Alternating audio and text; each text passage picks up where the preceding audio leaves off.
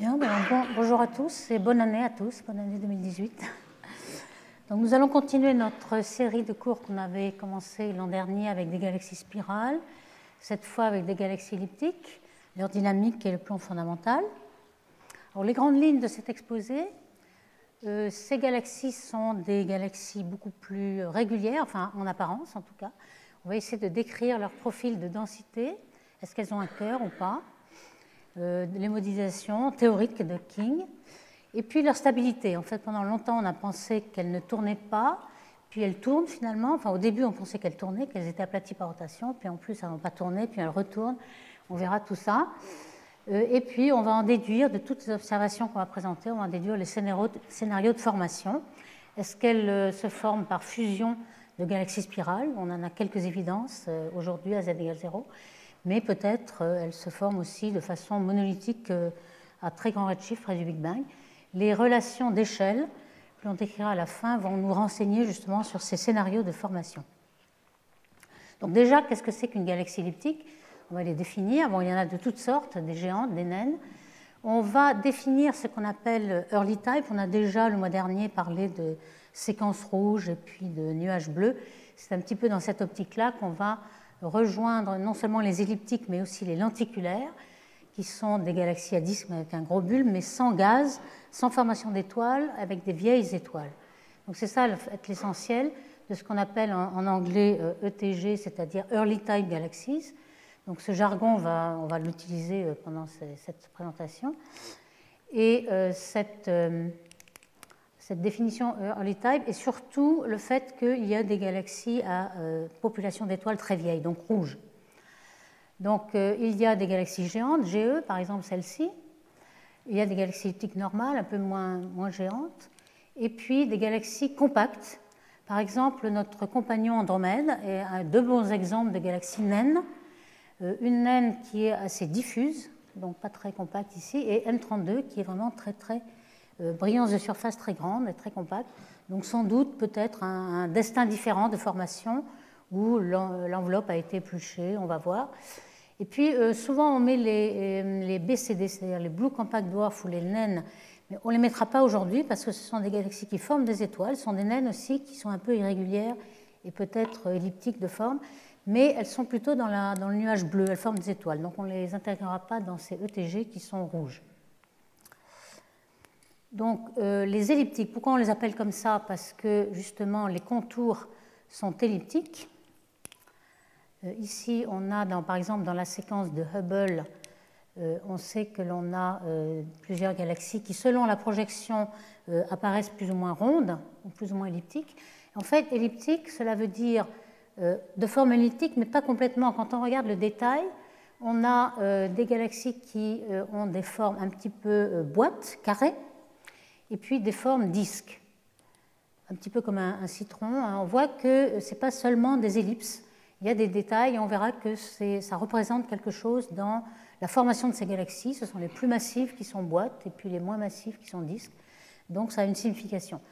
Ces galaxies elliptiques sont plus rares que les spirales, on a vu que c'était à peu près les 3/4 dans le champ qui était spirale, pourtant elles sont les plus massives. Les galaxies plus massives, 10 puissance 12 masse solaire, sont des elliptiques, donc finalement, même dans le champ, plus de la moitié des étoiles sont dans les elliptiques.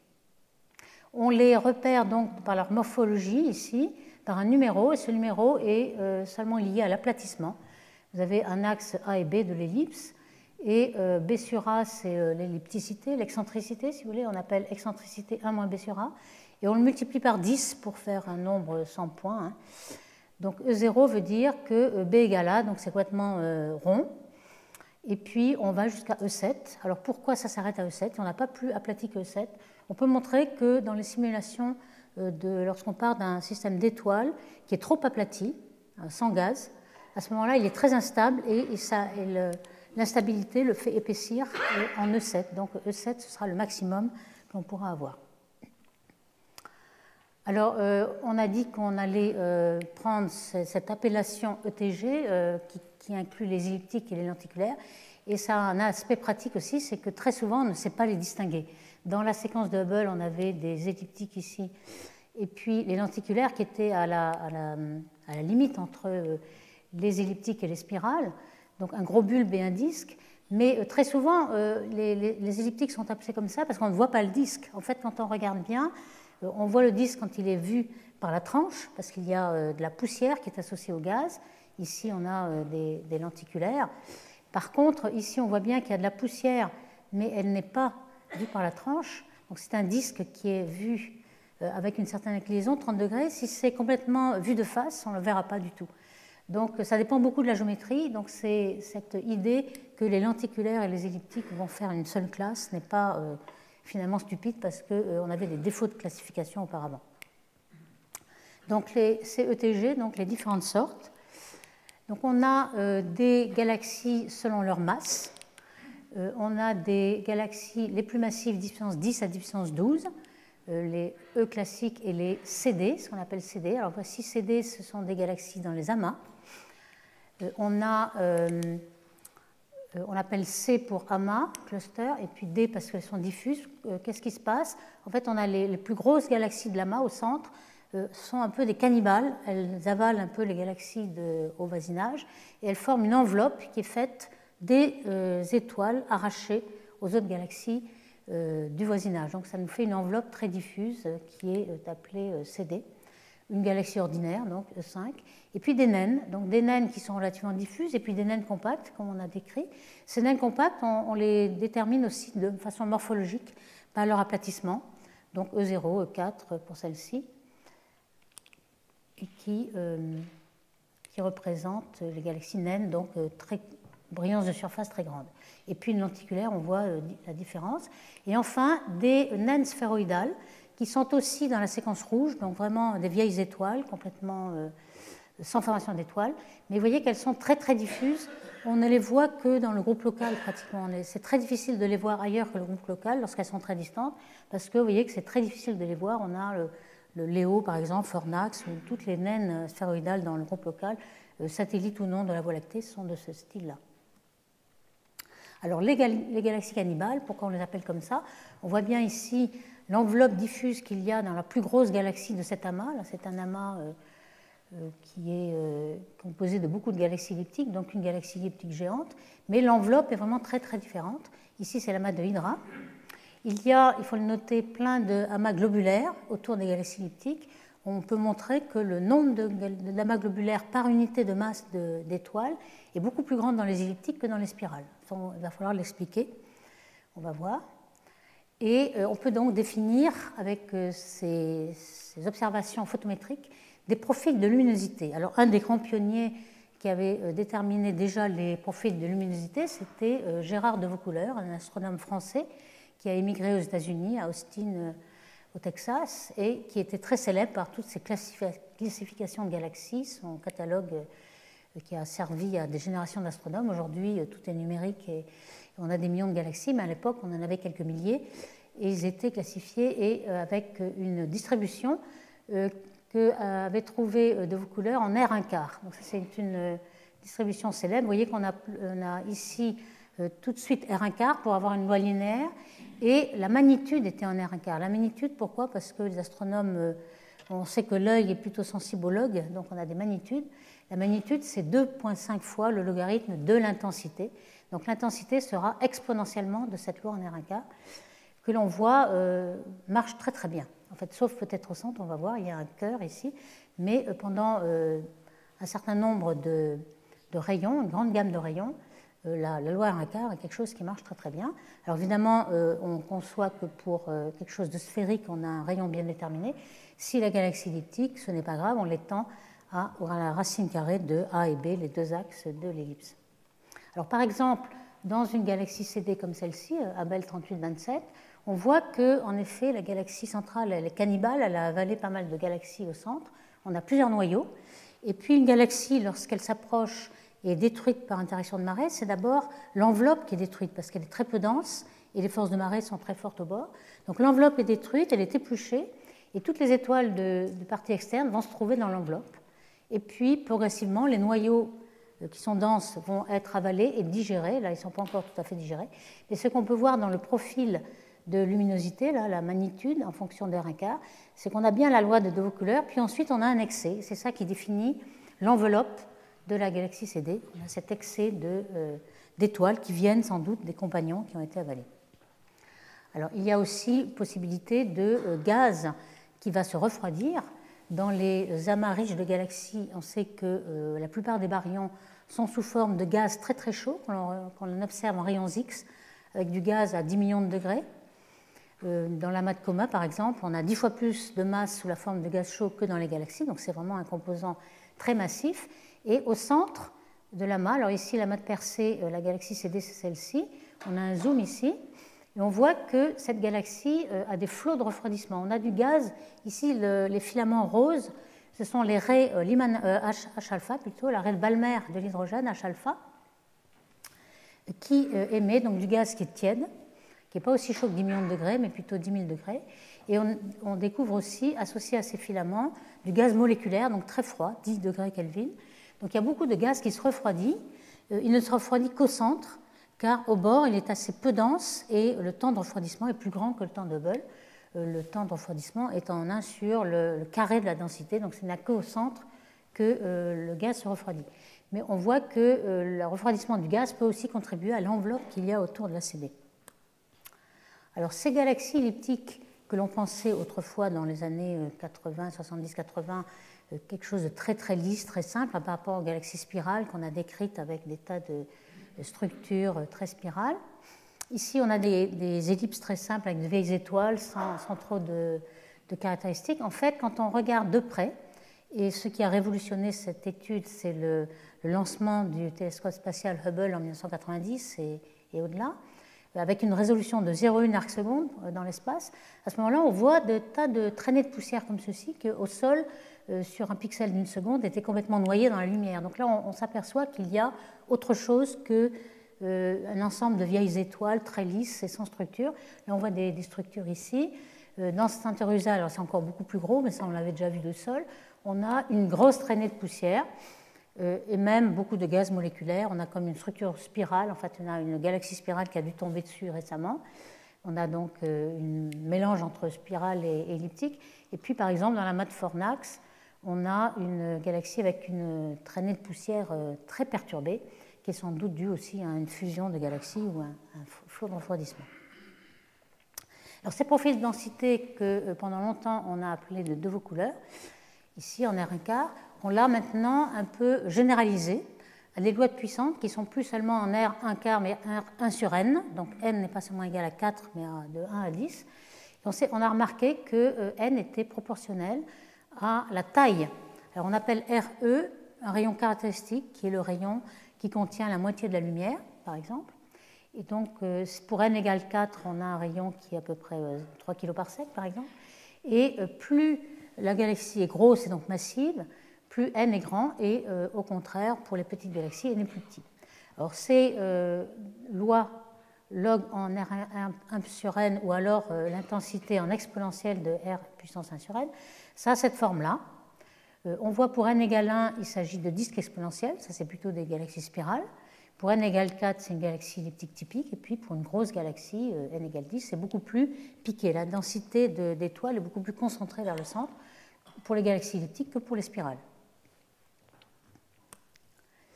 Et puis on s'est aperçu, alors ça il faut le savoir, avoir de la résolution pour cela, que la loi de Sersic, ici, qui est en rouge, ne se poursuit pas jusqu'au bout. Et en fait, on a des densités qui plafonnent, il y a un cœur, c'est-à-dire la densité devient plate. On voit que c'est aux alentours d'une seconde d'arc. Donc lorsqu'on est au sol avec un signe d'une seconde d'arc, on ne pouvait peut-être pas le voir, quelque chose qui était lissé.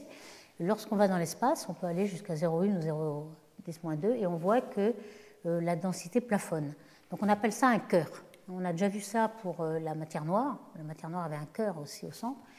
Pour les galaxies elliptiques et les étoiles, on a aussi un cœur, enfin dans une certaine grande partie des galaxies elliptiques. Alors pourquoi cette échelle caractéristique? On peut se demander, puisque si on n'a que des étoiles qui n'ont pas de collision, on n'a pas d'échelle caractéristique. La gravité n'a pas d'échelle caractéristique. On pourrait avoir une loi d'échelle en loi de puissance, hein, comme la loi R gamma par exemple. Mais en fait, on pense qu'une grande partie est due, par exemple, au trou noir. On sait que dans chaque galaxie, avec une sphéroïde, donc toutes les elliptiques, ont un trou noir dont la masse est proportionnelle à la masse du sphéroïde. Et lorsqu'il y a fusion de deux trous noirs, alors par exemple, ici une simulation de la fusion de deux trous noirs. On sait que les galaxies elliptiques sont formées par des fusions de galaxies plus petites, c'est pour ça qu'elles sont très très massives. Donc on s'attend à trouver une dizaine, peut-être une vingtaine de fusions de galaxies au cours de la vie d'une galaxie elliptique. Alors vous avez ici une simulation de deux galaxies elliptiques. Vous voyez qu'il y a un trou noir au centre, mais surtout il y a des contours d'isolumière qui sont très très serrés, ce qui fait que vous avez l'impression que c'est tout noir. Donc les deux galaxies s'approchent, les deux trous noirs vont se rapprocher, ils vont perdre leur moment angulaire et leur énergie par friction dynamique sur les étoiles, surtout, le halo noir aussi, mais là il y a beaucoup d'étoiles au centre, donc c'est les étoiles. Et les étoiles vont ramasser toute cette énergie, ce moment angulaire, donc ils vont chauffer. Et on voit qu'au bout d'un moment, lorsque ça relaxe, là ici on a fusion des deux trous noirs, eh bien, vous ne voyez plus le pic de densité, là les contours ne sont plus très noirs, et vous avez quelque chose qui plafonne. Donc vous avez formé un cœur. Et les simulations montrent bien que le chauffage de la fusion de deux trous noirs va former le cœur. Donc c'est possible que ce soit cela. Alors on sait qu'il faut que cette fusion soit assez rapide, parce que rapide par rapport à quoi? Rapide par rapport au temps où il peut arriver un autre compagnon. À ce moment-là, il y aurait eu 3 corps, 3 trous noirs. Et s'il y a 3 corps, il y a un problème à 3 corps qui va expulser un troisième corps. Donc on expulserait un trou noir, ce qui ne va pas du tout pour expliquer la proportionnalité entre la masse des trous noirs et la masse des sphéroïdes, qui serait coupée à un moment donné si vous évacuez votre trou noir.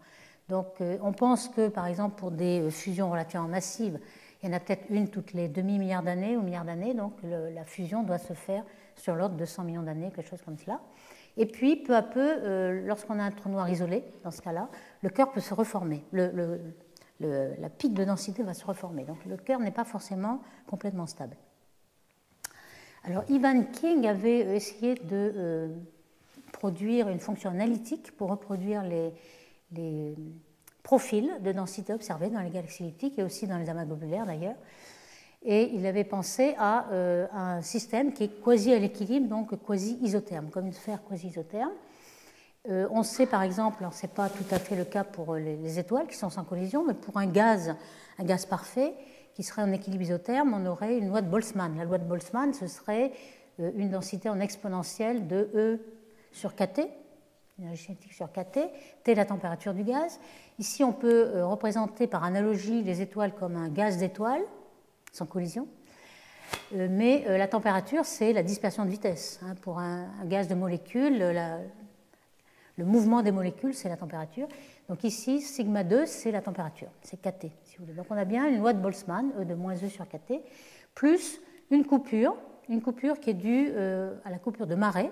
La galaxie n'est pas seule dans l'univers, il y a des tas de galaxies autour, qui vont éplucher les étoiles du bord, qui ne sont pas très liées, par effet de marée. Donc on va la couper à une certaine énergie, E0, qui va dépendre évidemment de la densité du milieu. Est-ce qu'il y a beaucoup de galaxies voisines qui vont tronquer cette distribution par effet de marée? Donc on peut avoir plusieurs rayons de marée. Alors on appelle la concentration le rapport entre rayon de marée et rayon de cœur, et on peut avoir plusieurs concentrations selon l'histoire de la galaxie et puis son environnement.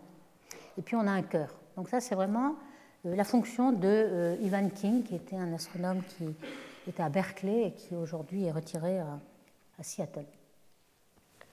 Alors quand on regarde le rayon de marée, est-ce qu'il y a une troncature? En fait, c'est le contraire. Quand on regarde les galaxies, elles ont en effet le profil de King, ou bien le profil de Rincard, en fait, aussi, de deux couleurs. Et puis, dans les parties externes, on a plutôt un excès de matière qu'une troncature. Alors pourquoi? C'est que lorsqu'on a une interaction entre galaxies, on a plutôt des étoiles qui viennent d'être épluchées, qui sont encore autour des galaxies. On le voit ici par tous ces densité de surface assez faible d'étoiles et qui forment un excès. Donc ici, on a plusieurs classifications de marées, une galaxie isolée pratiquement, une qui a des voisins, et on voit que lorsqu'on a des voisins, on a un excès par rapport à ce profil théorique. Alors, est-ce qu'on a un cœur à chaque fois? Pas forcément. Parfois, on a même un excès par rapport à cette distribution. Alors, c'est le cas de M32, qui est très très compact et qui a même un excès de lumière ici au centre. M32 est très proche, donc on a beaucoup de résolution pour le voir. Il est possible que d'autres galaxies plus lointaines aient cet excès, mais qu'on n'arrive pas à le voir. Alors pourquoi y aurait-il un excès? On dirait qu'il y a deux systèmes qui se sont formés. et un système a pu se former après par accrétion. Il faut que ce soit un système qui a beaucoup de gaz, donc de dissipation, pour que la matière puisse se concentrer vers le centre. Si vous fusionnez deux systèmes stellaires, étant donné qu'il n'y a pas de collision, qu'il n'y a pas de dissipation avec les étoiles, vous allez plutôt diffuser et rendre plus diffus le système. Donc collision sèche, sans gaz, si vous voulez, ce sera quelque chose qui est beaucoup plus diffus, non pas plus concentré. Ici, cet excès ici est plutôt signe qu'on a eu fusion ou accrétion de gaz récemment. Alors, on a aussi des lois d'échelle comme cela. On peut porter le rayon moyen là, en fonction de la luminosité. On voit que les galaxies elliptiques massives, donc qui sont en rouge ici, ont une loi rayon-luminosité qui est beaucoup plus abrupte que celle des naines, des sphéroïdes, des petites galaxies. Ici, c'est les petites luminosités. Et ce qui fait que lorsque on prend la densité surfacique, on voit que cette densité surfacique augmente avec la masse pour les petites, et puis pour les grosses, elle décroît. Ce qui donne une petite idée aussi de la façon dont on assemble la masse, car pour les galaxies elliptiques massives, on va sans doute fusionner des systèmes sans dissipation, avec seulement des étoiles. On peut expliquer ainsi que plus on est massif, plus on accrète de la masse et plus ça va être diffus. Par contre, si on accrète du gaz, ça va être d'autant plus concentré qu'on accrète de la masse. On va voir que certainement, il y a quelque chose derrière. Alors, si on regarde cette loi d'échelle un peu plus en détail, on va quantifier cela. Donc, on a en fonction de la luminosité le rayon. On voit que pour les galaxies massives, on a ici une loi en L 3/4, disons, en gros, et ici plutôt 1/4.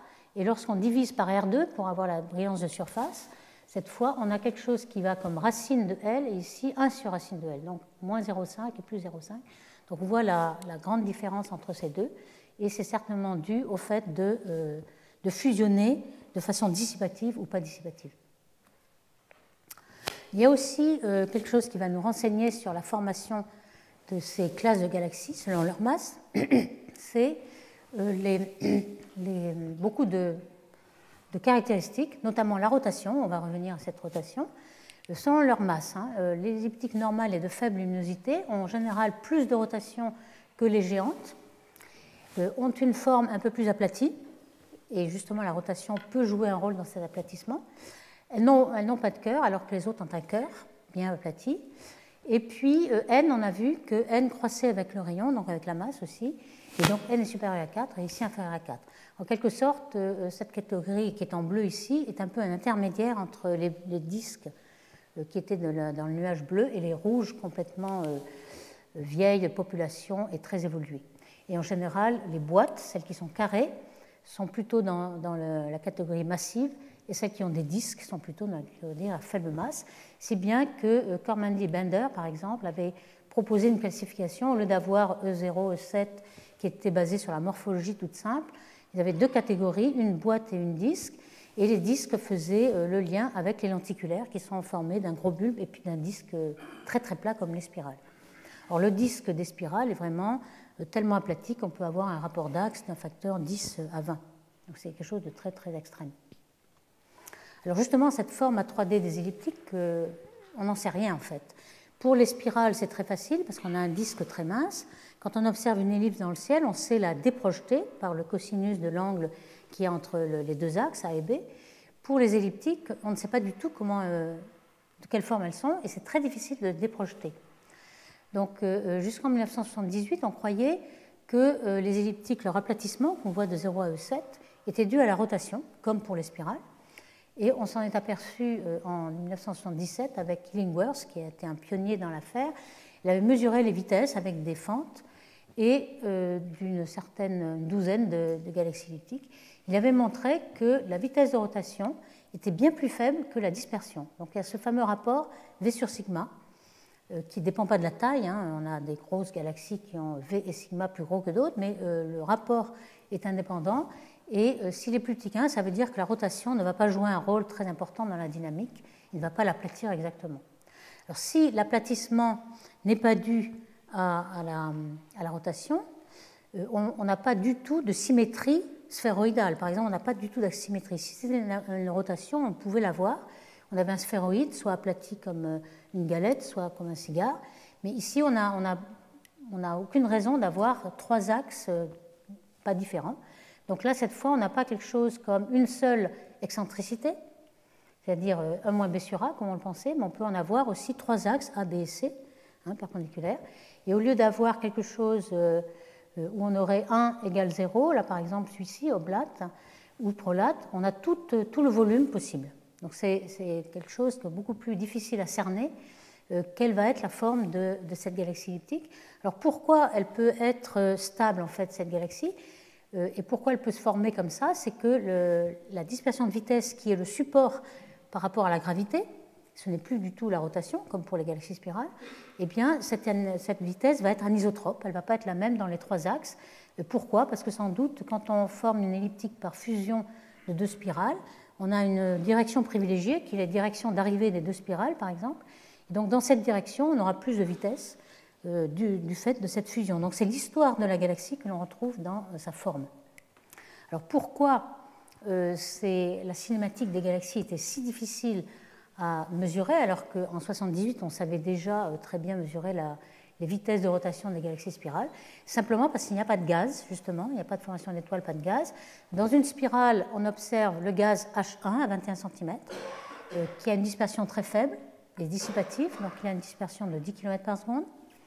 On mesure aussi la raie H-alpha, la raie d'émission, qui est du gaz ionisé par les étoiles jeunes. Donc il faut qu'il y ait du gaz, des étoiles jeunes. Et ces raies d'émission sont ici. Là, il y a H-alpha, mais il y a aussi le magnésium, il y a l'azote, etc. Vous voyez que ce sont des raies très très faibles, avec la même échelle, ici, longueur d'onde. On a une galaxie type spirale et ici une galaxie type elliptique. Il n'y a aucune raie d'émission, parce qu'il n'y a pas de gaz. Mais il n'y a que des raies d'absorption. Alors, ces raies d'absorption sont dues aux étoiles, c'est l'atmosphère de l'étoile. Il s'agit du gaz de l'enveloppe de l'étoile, qui est plus froide que la photosphère, qui a une température plus grande, donc il absorbe le rayonnement de l'étoile de la photosphère. Et donc on a quelque chose qui est très très large. Alors pourquoi? Parce que les mouvements et la température du milieu qui absorbe est bien plus grand. Il peut avoir l'équivalent d'une largeur de 200 km par seconde. Or, ce qu'on voudrait mesurer, justement, les vitesses de rotation sont de l'ordre de 100 km par seconde. Donc, ces spectres d'étoiles nous empêchent de mesurer précisément la rotation. Et c'est pour ça que ça a été assez difficile. Il faut faire une déconvolution à partir d'un template, comme par exemple celui-là.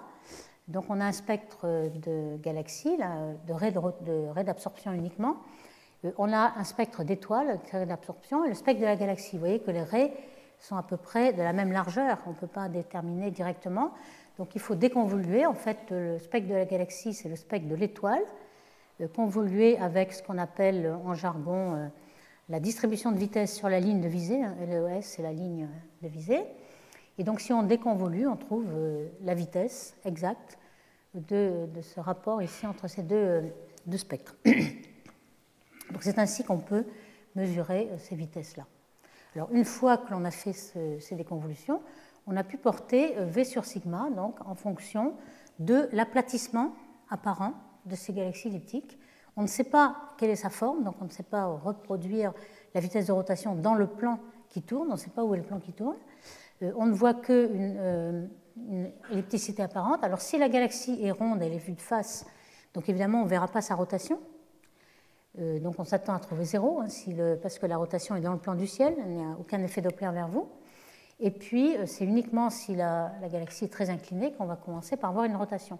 Donc on s'attend à cette formule-là, qui avait été dérivée par Binet déjà à l'époque, et Davis et al. Ont fait ces points de mesure. On voit que toutes les galaxies elliptiques qui sont les ronds ici sont en dessous. Alors, toutes celles qui sont dessus, ce sont soit des bulbes de galaxies spirales qui tournent, qui sont en rotation, soit des naines qui tournent plus que les galaxies massives, comme on a vu.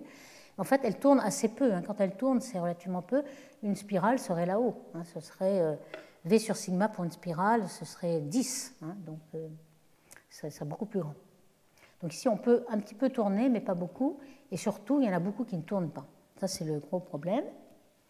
Alors, comme Eric Amselem tout à l'heure va nous en parler beaucoup plus, là je vais juste mentionner qu'on a fait beaucoup de progrès grâce à une spectroscopie intégrale de champ, ce qui veut dire qu'on n'a pas seulement que des fentes pour mesurer le spectre d'une galaxie et faire des tas de fentes pour avoir le champ de vitesse.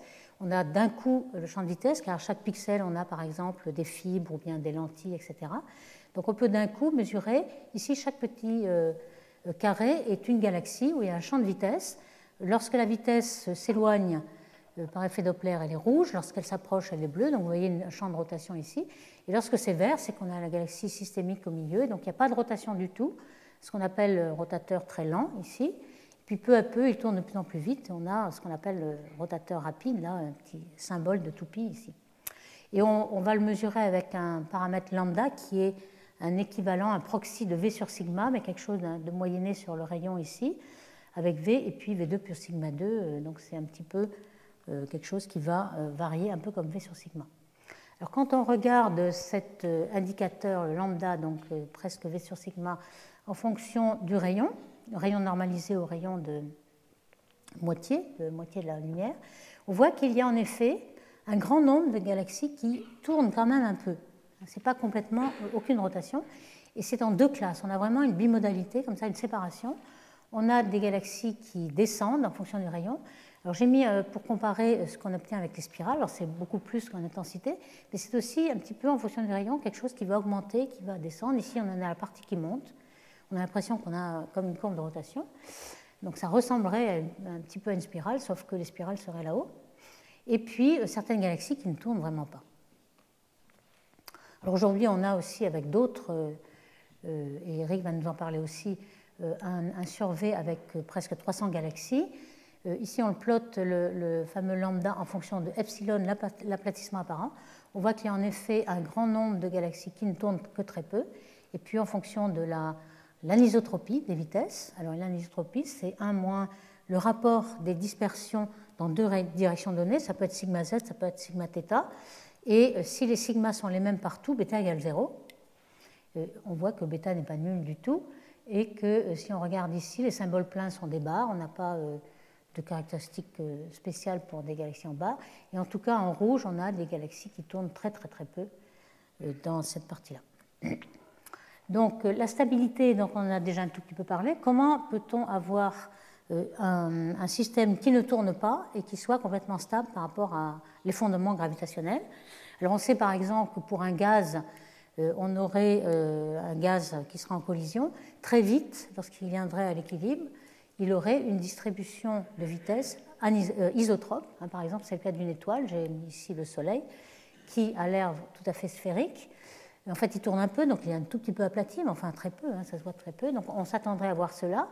Mais la grande différence avec un gaz et une distribution de vitesse isotrope, c'est que les étoiles n'ont pas de collision. Et ça, on l'a dit déjà dans le premier cours de cette série, qu'il y a un très très grand nombre d'étoiles, puissance 11 à 12 dans une galaxie, ce qui lisse le potentiel et qui fait que le potentiel n'est pas grumeleux, il est très lisse et il n'y a pas de collision entre étoiles. On peut mesurer le temps de relaxation par collision à deux corps et montrer qu'il est proportionnel à n, le rapport avec le temps de dynamique, et qu'il faudrait au moins 10 puissance 7 fois l'âge de l'univers pour avoir une collision entre deux étoiles. Donc c'est vraiment un milieu sans collision, ce qui fait qu'il n'y a absolument aucune dissipation, aucun mélange, aucun... Donc on va retrouver dans la distribution actuelle de ces étoiles l'histoire de la formation de ces étoiles. Il y a un souvenir qui n'est pas perdu, alors que dans le Soleil, par exemple, quel que soit l'état initial, vous allez trouver le même état final. Donc on a perdu complètement, dans la distribution isotrope des vitesses, on a perdu l'histoire de formation. Ici, on ne l'a pas perdu, et on va avoir un souvenir de dispersion de vitesse plus grande dans une direction que l'autre, mettons A, B, C, et comme on l'a vu, ça va nous dire qu'il va y avoir des fusions de galaxies qui vont avoir eu lieu dans cette direction privilégiée, d'où une dispersion de vitesse plus grande dans un axe que dans l'autre. Et donc la forme de la galaxie est le reflet de son histoire. Alors on peut avoir ces formes-là, 3D, donc soit sphéroïdales, c'est-à-dire deux axes égaux, ou presque égaux, on essaie de simplifier pour avoir deux axes presque égaux. Si les axes égaux sont les grands axes, on l'appelle oblate. Et si les axes égaux sont les petits axes, c'est comme un cigare, on a des prolates. Alors on peut avoir les deux, on n'en sait rien, surtout quand ça ne tourne pas. La moitié des galaxies ne tournent pas, en gros, les galaxies elliptiques, donc on pourrait très bien avoir ces deux-là. Et puis, si on ne tourne pas du tout, et qu'il y a eu des fusions dans tous les sens, on peut avoir un triaxe où A, B, C sont très différents et on ne peut pas se ramener au cas où on a un sphéroïde de révolution avec deux axes égaux, ce qui complique encore plus. Alors comment on va le savoir et comment on va savoir quelle est l'espèce qui domine? Est-ce que c'est oblate, prolate ou triaxial? Alors évidemment, il y a des vitesses, mais ça va être très difficile, c'est assez dégénéré, on a que les vitesses en projection. On a les traînées de poussière, on va voir. On a aussi les coquilles autour des elliptiques. Donc, je vais décrire un tout petit peu comment on décrit ça. Et puis, alors déjà, la triaxialité des elliptiques, on peut la voir par la perturbation des isophotes. Les isophotes, ce sont les contours d'égale luminosité. On peut les voir ici. Alors, on a un petit schéma où on a symbolisé un triaxe. Le triaxe, c'est très simple.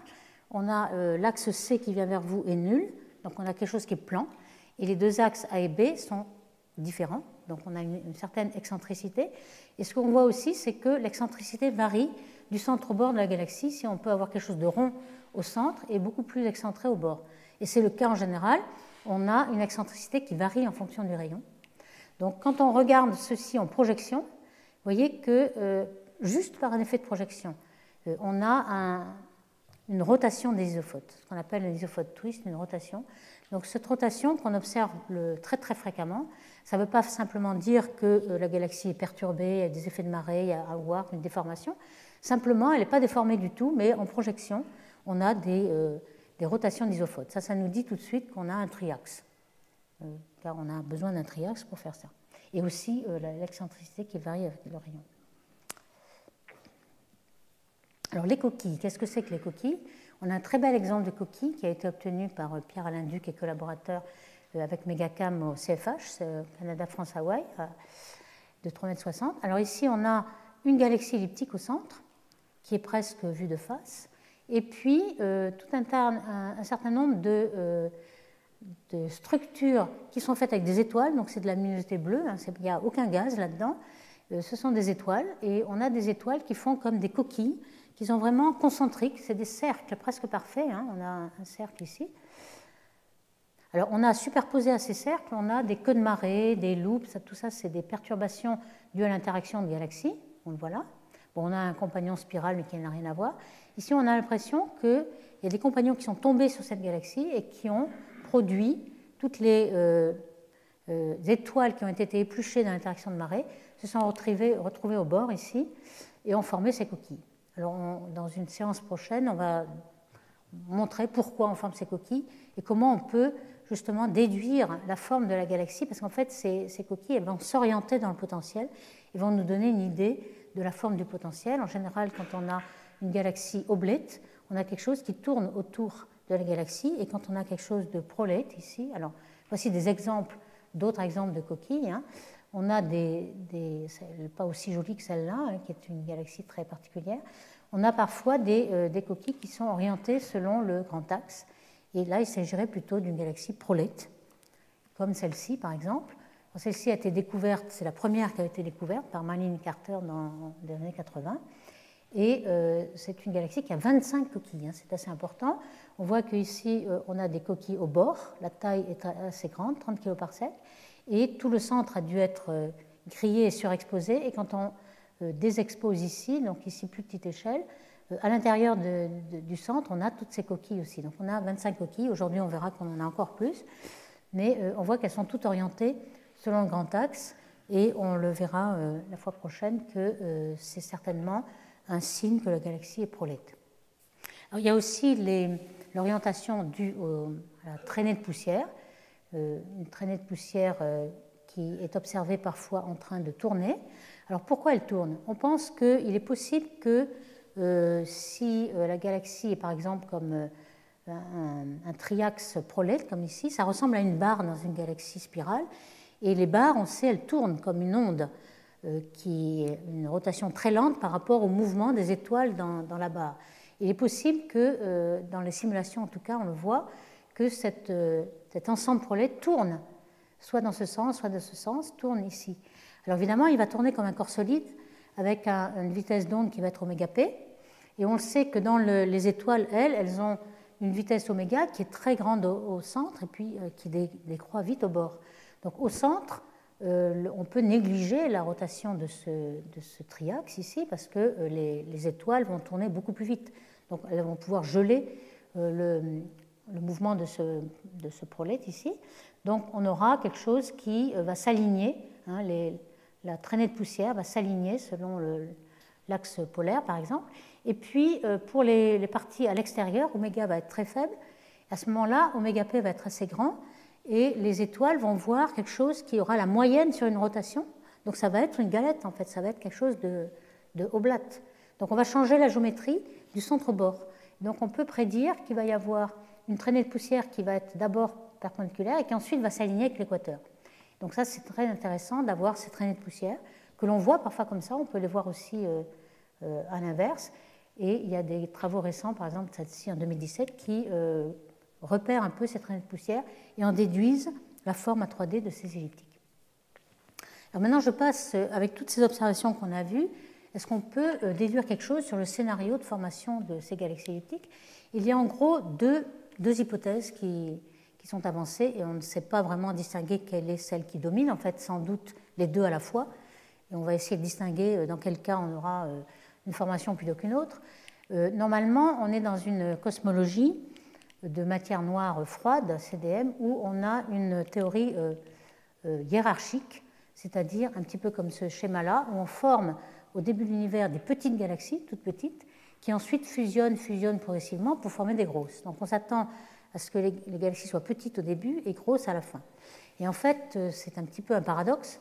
On voit que les galaxies qui sont vieilles, donc qui sont formées très très tôt dans l'univers, ce sont les plus grosses, ce sont les elliptiques. Donc on a l'impression qu'on est plutôt dans ce scénario-là.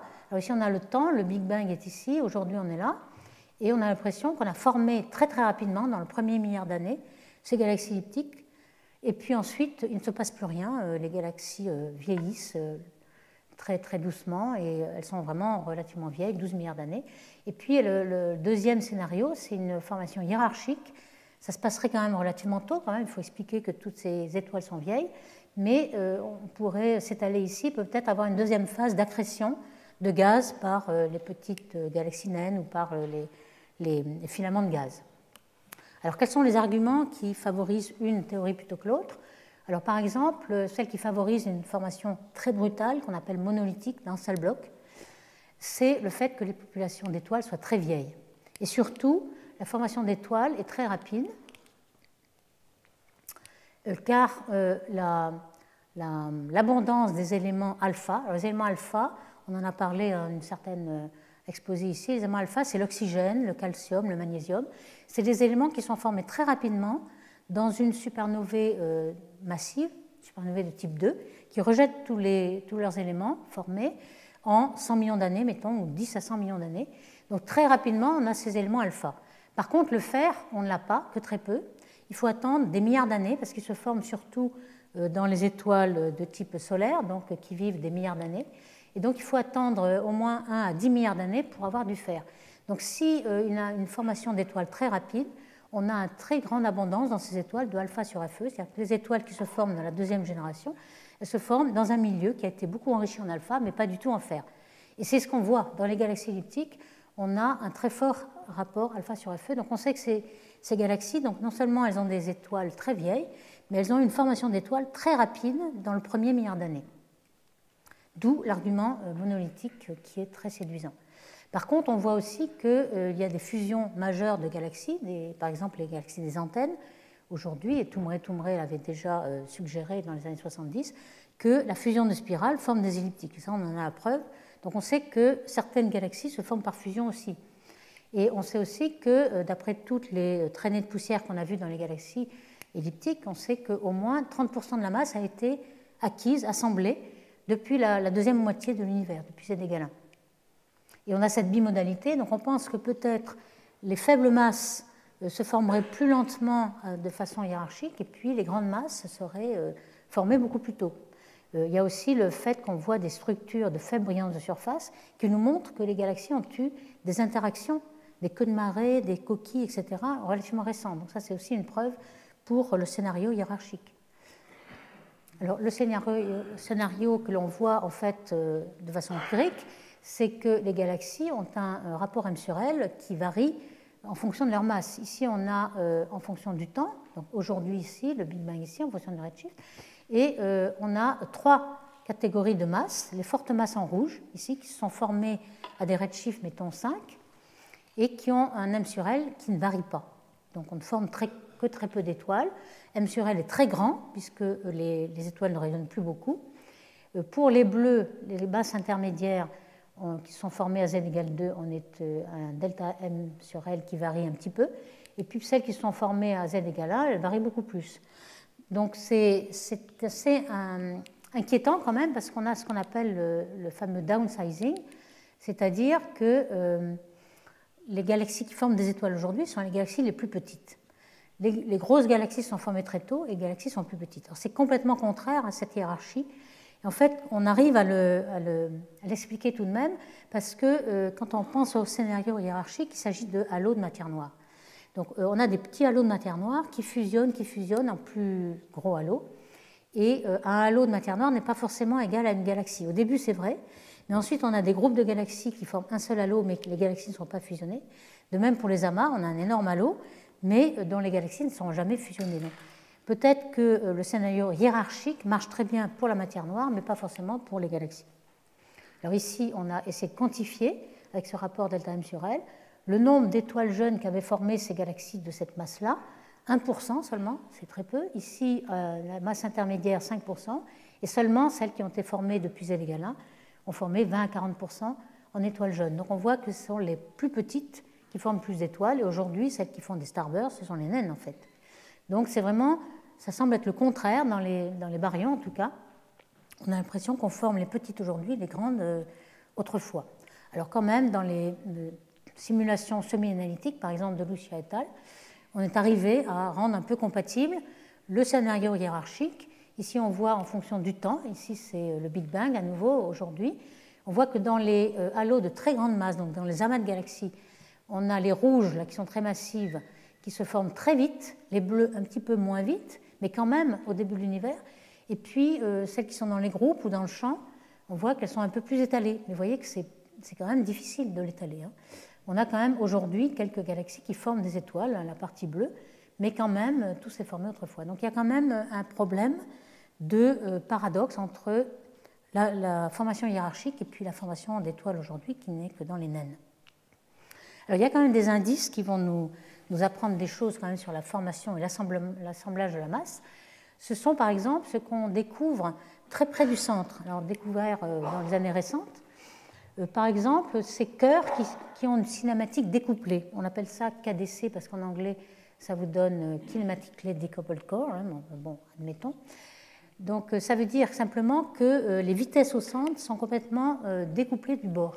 Alors ici, on a un champ de vitesse qui n'est pas découplé, donc il est très normal. On a un bleu, rouge, etc., très régulier. Par contre, ici, on voit que tout d'un coup, le centre tourne plus vite. On voit qu'on devient rouge, puis on redevient jaune, puis rouge, ou alors bleu foncé ici. Donc il tourne dans le même sens, mais plus vite. Ici aussi, on voit très bien qu'on tourne beaucoup plus vite ici. On est rouge beaucoup plus tôt, si vous voulez. Donc c'est découplé, mais dans le même sens. Mais on peut aussi être en contre-rotation. Ici, on voit qu'on est complètement découplé, mais alors là, cette fois-ci, ce qui tourne rouge d'un côté, c'est de l'autre côté. Donc on a le centre qui tourne d'un côté et le bord qui tourne dans l'autre sens. Donc ça, c'est ce qu'on appelle contre-rotation. Ou alors on a des axes qui ne sont même pas alignés, 30 degrés ou quelque chose. Donc on a l'impression que ces systèmes-là ne vont pas se former de façon monolithique, car monolithique, on s'attendrait à un système très régulier de rotation régulière et non découplée. Ici, sans doute, il doit y avoir une fusion entre plusieurs galaxies et un système en contre-rotation a pu se former, ici aussi en contre-rotation, mais cette fois-ci avec pas beaucoup de rotation du tout. Alors, où sont ces systèmes en contre-rotation? En fait, on voit ici, dans ce diagramme, les systèmes en contre-rotation, ils sont écrits avec un symbole de losange vert, je ne sais pas si vous voyez, mais ils sont tous ici. En fait, dans ce diagramme lambda epsilon qu'on a déjà vu, tout cela sont des rotateurs très rapides, qui ont le symbole de la toupie. Ici, on a des rotateurs qui ne tournent pas ici, Pas du tout. Ici, on a des systèmes qui ont deux centres de dispersion de vitesse. En général, la dispersion de vitesse pique au centre. Si on a deux, c'est sans doute qu'il y a eu fusion de deux galaxies. Et tout cela sont dans les systèmes très massifs qui ne tournent peu. Donc, en effet, ça corrobore le fait que ces systèmes-là ont eu beaucoup plus de fusion de galaxies que les autres. Alors, dans les simulations numériques, on a pu montrer, par exemple avec Paola Di Matteo et al., que certains systèmes pouvaient en effet se former découplés. Par exemple, lorsqu'on faisait fusionner une spirale et une elliptique. Alors, une spirale a du gaz, donc le gaz va descendre vers le centre et se concentrer, donc on va pouvoir faire un système beaucoup plus concentré au centre, qui va tourner dans un sens différent, simplement parce qu'on a un grand moment angulaire dans l'orbite, qui est rétrograde cette fois-ci, et on va pouvoir avoir un centre qui va tourner différemment. Alors, on a soit c'est le bord qui change son moment angulaire, soit c'est le centre, hein, il y a plusieurs possibilités. Ici, on a une simulation où on voit le gaz de la galaxie spirale qui se met au centre bleu et rouge ici, alors que le bord se met rouge et bleu, donc on voit qu'il y a une contre-rotation. Le halo de matière noire tourne aussi, alors ça on n'en sait rien, parce qu'évidemment dans les observations, on ne mesure pas du tout la rotation de la matière noire, on ne sait pas si elle tourne ou pas, mais dans les simulations on le sait. Donc évidemment, les baryons en tombant au centre ont fourni leur moment angulaire à la matière noire, comme aux étoiles, et la matière noire tourne. Donc la matière noire pourrait jouer un rôle dans ces contre-rotations aussi. Et on voit qu'une galaxie spirale bleue, là, est arrivée alors qu'elle a complètement changé le sens de rotation de la spirale qui autrefois était en rouge, maintenant elle est en noir. Alors on a ces échanges de moments angulaires qu'on peut quantifier. Ici, on a le trait plein qui est à faible rayon. Donc le rayon augmente de là à là. Pour les vieilles étoiles, on voit qu'au centre, on change très peu de moments angulaires. On a beaucoup de moments angulaires au bord, donc c'est le centre, c'est les étoiles du bord qui vont changer leur moment angulaire. Pareil pour la matière noire, et pour le gaz, c'est dans l'autre sens. Donc on a vraiment des échanges de moments angulaires qui se produisent dans la fusion, que l'on peut quantifier. Alors ici, on a un cas très amusant qui a été observé. Ces deux galaxies spirales qui sont en train de fusionner, elles sont exactement alignées. Elles sont en contre-rotation, mais alignées, c'est-à-dire qu'elles sont dans le même plan. Le plan de l'orbite, c'est le plan de leur spin, de leur disque. Donc le moment angulaire est exactement aligné dans la même direction. Évidemment, celle-ci tourne dans le sens direct, celle-ci dans le sens indirect. Donc il y en a une qui est prograde, qui tourne dans le même sens que l'orbite, et c'est celle-ci qui va résonner et être le plus perturbée. C'est celle-ci, prograde, là, qui est très perturbée. L'autre, elle n'est pas très perturbée. En bleu, vous avez le gaz. Ici, vous avez les diverses étapes, 500 millions d'années, 750, 1000, etc. Et à la fin, on a fusionné en disque. Donc, lorsque deux disques sont alignés, on fusionne en disque, en fait. On forme un disque, hein, puisqu'on n'a rien dans l'autre direction. Et puis, on va savoir dans quel sens tourne l'ensemble. En fait, ce qu'on peut voir, c'est que lorsque le système est fusionné, les étoiles ne rentrent pas en collision. Donc, on va rester dans leur sens de rotation. Donc, celle qui tournait dans le sens rétrograde, elle va être toujours en bleu ici, la rouge prograde. Donc, on va avoir un disque qui va être formé de deux disques en contre-rotation pour les étoiles. Et c'est en effet ce qu'on observe pour cette galaxie NGC 4550, qui est un cas extrême, mais qui permet de mieux comprendre ce qui se passe. Alors, le gaz, c'est impossible d'avoir deux disques de gaz en contre-rotation parce qu'il y a des collisions de nuages de gaz. Et il y en a toujours un qui va dominer et qui va prendre le moment à l'autre. Et celui qui domine, c'est le prograde, puisqu'il y avait beaucoup plus de moments angulaires dans le sens prograde, vu que c'était le sens de l'orbite. Donc le gaz, il ne tourne que dans un seul sens, et qui est le sens rouge. Donc il y a toujours des contre-rotations en étoile, mais jamais en gaz. Alors ici, on voit comment l'échange s'est passé.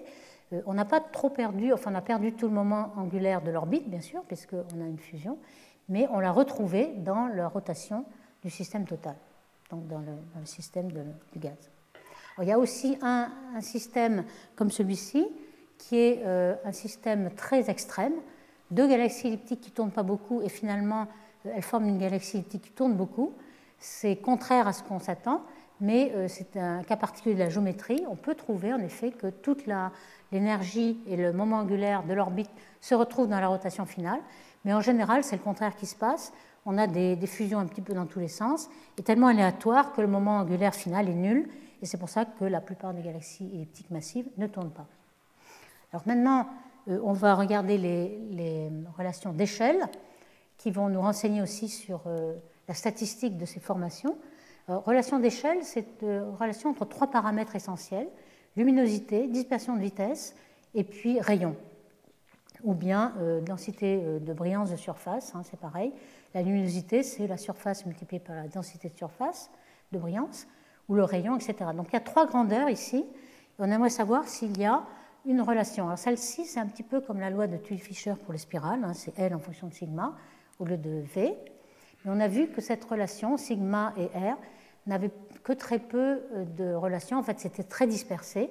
On s'est aperçu que finalement, les galaxies étaient plutôt dans cet espace à 3 dimensions, elles étaient dans un plan, et qu'il fallait trouver une projection du plan pour le voir le plan un peu par la tranche et avoir une relation un peu plus sans bruit. Et donc ce plan-là, il a été déterminé par Jodorowsky et Davis ici. C'est une relation qu'il y a entre sigma, R et mu, mu étant la brillance de surface. Donc c'est ça qu'on appelle plan fondamental et qui régit un petit peu la position de toutes les galaxies elliptiques dans ce volume.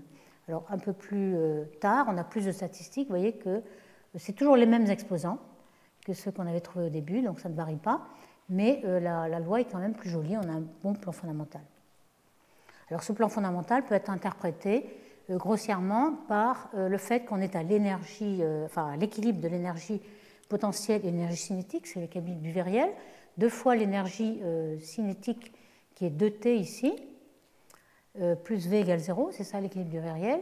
Donc l'énergie cinétique, c'est sigma 2 par unité de masse, et l'énergie potentielle, c'est m sur r par unité de masse. Donc on a cette relation de viriel qui arrive à cette proportionnalité, si vous voulez, et cette relation qui est par définition, qui nous donne une relation entre les 3 grandeurs. Alors vous voyez que les exposants ne sont pas les mêmes, mais elles sont les mêmes si on a une relation, alors là, je ne l'ai pas écrit ici, mais on a une relation entre M et L, et il suffit de voir que M sur L croît avec la luminosité, et on obtiendra cette relation. Alors on peut comparer avec ce qu'on connaît des structures spirales. En fait, on a une relation qui est beaucoup plus facile à obtenir, qui est la relation de Tully-Fisher, L étant sigma, et le M sur L ici est très facile à avoir puisque on connaît la nature des étoiles, leur rapport M sur L, et surtout on s'est aperçu qu'il y a du gaz dans les galaxies spirales. Donc si vous voulez relier le rapport M sur L, il faut prendre en compte le gaz, c'est-à-dire c'est la masse des baryons qui compte. Quand on a pris que la luminosité, en fonction de la vitesse, on s'est aperçu que toutes les galaxies naines dont la masse est dominée par le gaz ne rentraient pas dans la relation. Il fallait prendre la masse totale des baryons, donc étoiles et gaz, pour la retrouver. Donc c'est vraiment une relation qui lie la masse des baryons et la masse noire, puisque la vitesse, c'est la masse noire. Donc on a cette relation entre masse noire et masse visible. Alors que va-t-il se passer pour les elliptiques? Est-ce qu'on va avoir aussi une petite idée de la masse noire? C'est là que je vais finir ici. Alors ce qu'on a, on a déjà vu qu'en fonction de la luminosité, la brillance de surface sigma avait 2 pentes. Il y avait une pente pour les naines, les galaxies elliptiques naines et les sphéroïdes, et puis les galaxies elliptiques massives qui, elles, étaient d'autant moins brillantes qu'elles étaient plus massives. C'est le contraire pour les petites. Quand on regarde la matière noire, que l'on peut déterminer par plusieurs façons, je ne vais pas rentrer dans les détails ici, on s'aperçoit que la densité de surface, de masse de surface, elle est constante. Et à la fois aussi pour les spirales qu'on a rajoutées ici en bleu, qui sont ici, on a cette quantité par unité de surface de matière noire constante.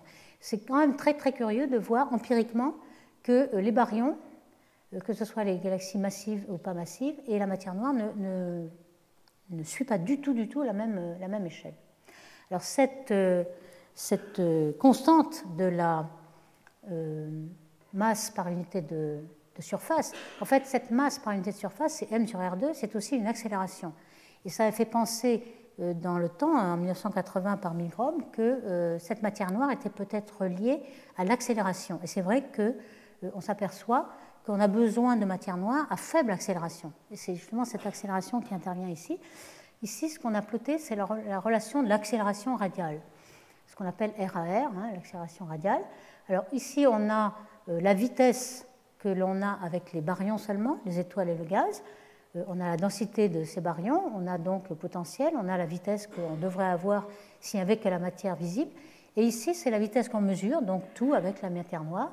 Et on s'aperçoit qu'il y a en effet une bisectrice ici, donc on a égalité entre ces deux accélérations, sauf à basse accélération, en dessous d'une certaine accélération, on a besoin de plus d'accélération que celle de la matière visible. C'est le fameux problème de matière noire.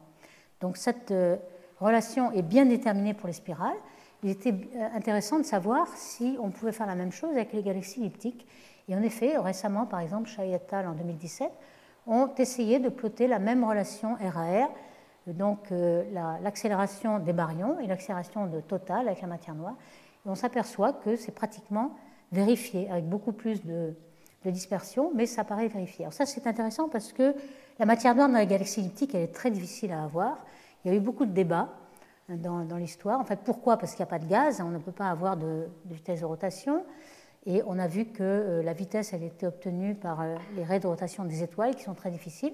Mais en 2003, Romanowski et al. Avaient eu l'idée d'observer des nébuleuses planétaires, qui, elles, sont des étoiles en fin de vie avec une enveloppe, des étoiles un peu de type solaire, avec une enveloppe qui peut, avec la raie de l'oxygène ionisé, avoir des raies d'émission. Ils ont donc mesuré la vitesse. On voit qu'il y a de la vitesse rouge et bleue, qu'il n'y a pas de rotation. Rouge et bleu sont complètement mêlés, donc il n'y a que de la dispersion. Ils ont donc ploté la dispersion en fonction du rayon, et on voit que cette dispersion tombe de façon keplérienne, contrairement à ce qu'on pensait s'il y avait de la matière noire. Donc ils ont intitulé leur papier « Il n'y a pas de matière noire dans la galaxie elliptique » d'un ton un peu provocateur. Alors ce problème a été un petit peu résolu en disant oui, mais la dispersion de vitesse est très anisotrope dans les galaxies elliptiques. Et quand on fait des simulations, on voit qu'il y a une très grande asymétrie. Alors c'est le paramètre bêta d'asymétrie qui est 1 moins. Alors sigma θ, c'est la vitesse tangentielle, et R, c'est la vitesse radiale. Donc si on a une anisotropie au centre, elle est plutôt circulaire, ce serait moins l'infini, ça veut dire que sigma R est presque 0, donc on aurait moins l'infini. En effet, c'est circulaire au centre, ça devient isotrope 0 au milieu, et puis au bord, c'est plutôt radial, parce que ça vient de la fusion de galaxies. Donc finalement, on s'attend à avoir quelque chose de radial. Voici une petite simulation où on a deux galaxies elliptiques deux galaxies spirales qui fusionnent pour donner une elliptique, et on voit que c'est dans cette direction-là qu'on va avoir des vitesses radiales. Et donc, lorsqu'on mesure les nébuleuses planétaires, on va avoir dans le plan du ciel quelque chose qu'on ne verra pas, donc on verra un sigma qui va tomber. Et donc, ici, quand on regarde les étoiles jeunes ici, ou ces étoiles-là, on a en effet une simulation qui semble expliquer, parce que les dispersions de vitesse sont tout à fait anisotropes, l'histoire de la formation d'étoiles. Donc je résume ici ce qu'on a appris sur les galaxies elliptiques. On a appris le profil de densité qui peut être relié au profil de King. On a appris qu'il y avait une bimodalité entre les faibles masses qui ont beaucoup de rotation et les grandes masses beaucoup moins, que les elliptiques étaient finalement beaucoup plus complexes que prévu, qu'il y en avait à peu près la moitié en rotation et d'autres sans rotation, et que peut-être il y en avait pas mal qui étaient triaxiales.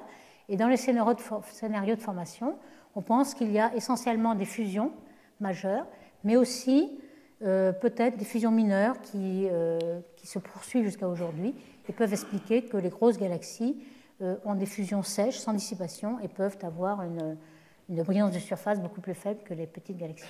Et les relations d'échelle nous enseignent sur cette formation. Donc je vous remercie.